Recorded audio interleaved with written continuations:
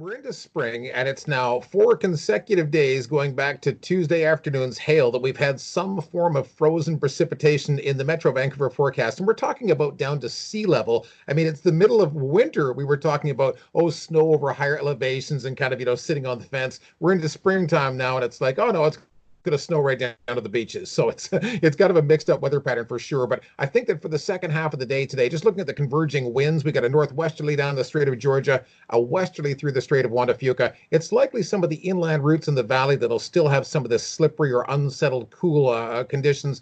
Metro Vancouver, I believe it steadily dries out this afternoon. I went so far as to add some breaks of blue sky in there. Don't know how you feel about that.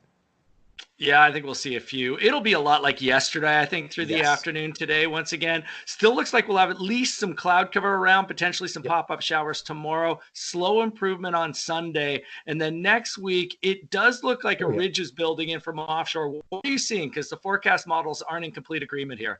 Yeah, there's a little divergence. Some of the Canadian models are sort of really flattening out the region, steering more clouds over the top of it, keeping temperatures at seasonal values slightly below that.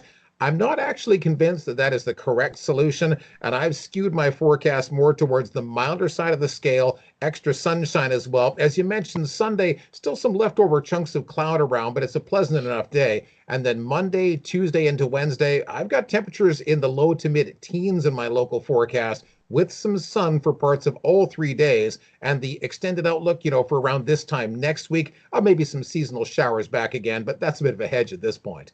So you're saying we can get out in the garden and do some planting next weekend Well, or I next think week? so. Yeah, I almost jumped the gun this week because, working from home, you've got to find ways to keep yourself occupied. But Mhm. yeah, I think it's a pretty good opportunity next week to start digging in the dirt.